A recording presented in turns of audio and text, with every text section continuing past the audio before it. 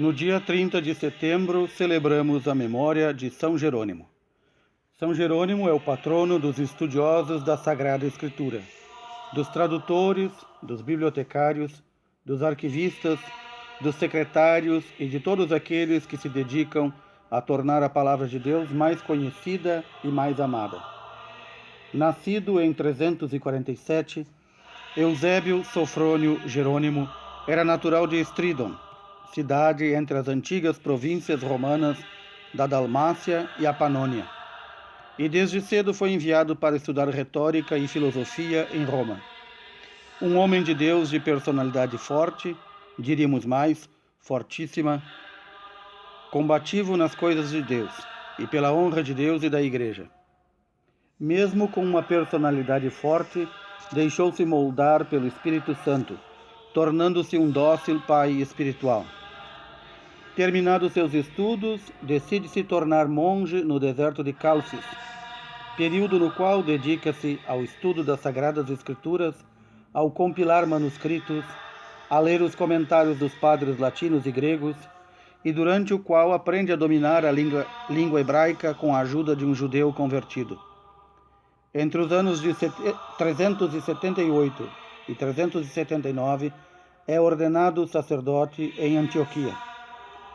Convidado para participar do Concílio de Roma no ano de 382, destaca-se por seu rico conhecimento e recebe diversos encargos do Papa Dámaso I. Em Roma, permanecerá de 382 até 385, período no qual fará, por ordem do Papa Dámaso, a revisão do texto latino do Novo Testamento e a tradução do Saltério do grego para o latim.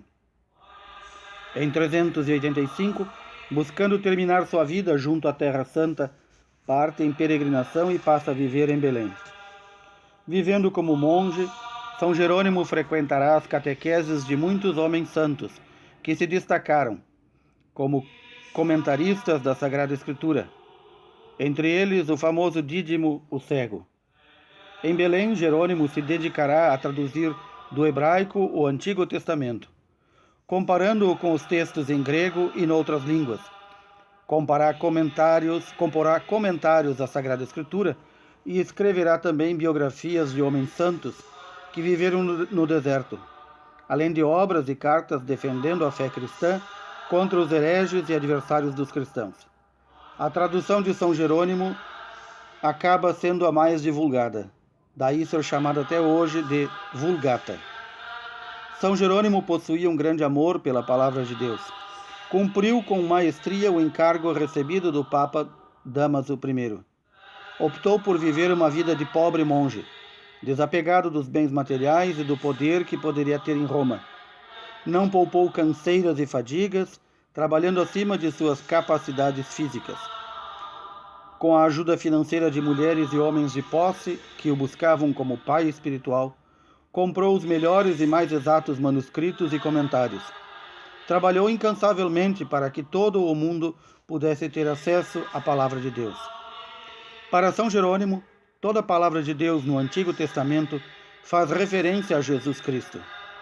Comentando o livro do profeta Isaías, São Jerônimo afirma: ignorar as Escrituras é ignorar a Cristo. Ou seja, quem não conhece a palavra de Deus não pode chegar a conhecer quem é Jesus Cristo. Dito de outra forma, quanto mais conhecemos a palavra de Deus, mais Cristo se torna conhecido e presente em nossa vida. São Jerônimo tinha bem claro diante de si e ensinava a todos aquilo que São Paulo escreveu na segunda carta a Timóteo. Toda a Escritura é inspirada por Deus e útil para ensinar, para repreender, para corrigir e para formar na justiça. Por ela, o homem de Deus se torna perfeito, capacitado para toda boa obra. Ardoroso na defesa de Cristo e de sua Igreja, São Jerônimo é um modelo para todos os que se dedicam a estudar e a deixar-se crescer no amor de Deus através da Sagrada Escritura. Cheio de dons e serviços, São Jerônimo parte para a casa do Pai no dia 30 de setembro de 420, com 73 anos de idade.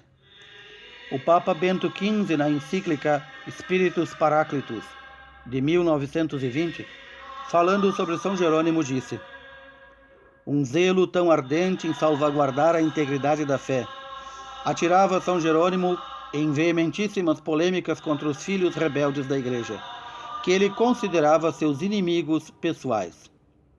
Ser-me-á suficiente responder, dizia ele, que jamais poupei os hereges e que empreguei todo o meu zelo em fazer dos inimigos da Igreja meus inimigos pessoais. Em uma carta a Rufino, ele escreveu: há um ponto em que não poderei concordar contigo: poupar os hereges, não me mostrar católico. Sabemos com que vigor ele combatia os inimigos da Igreja, aplaudindo seu jovem companheiro de armas, Santo Agostinho, que sustentava os mesmos combates, e felicitando-o por haver com este atraído sobre si o furor dos hereges. Jerônimo lhe escreveu: honra a tua bravura, o mundo inteiro tem os olhos postos sobre ti. Os católicos veneram e reconhecem em ti o restaurador da antiga fé. E, sinal ainda mais glorioso, todos os hereges te amaldiçoam e me perseguem contigo com um ódio igual, matando-nos pelos seus desejos, na impossibilidade de nos imolar sob seus gládios. Esse testemunho se acha magnificamente confirmado por Postumiano, em Sulpício Severo. Uma luta de todos os instantes e um duelo ininterrupto com os maus concentravam sobre Jerônimo os ódios dos perversos. Nele os hereges odeiam aquele que não cessa de os atacar. Os clérigos, quem lhes recrimina a vida e os crimes, mas todos os homens virtuosos, sem exceção, o amam e o admiram. Este ódio dos hereges e dos maus levou Jerônimo a suportar penosos sofrimentos, sobretudo quando os pelagianos se atiraram sobre o mosteiro de Belém e o saquearam. Mas ele suportou com equanimidade todos os maus tratos e todas as injúrias, disposto que estava a morrer pela defesa da fé cristã. São Jerônimo, rogai por nós.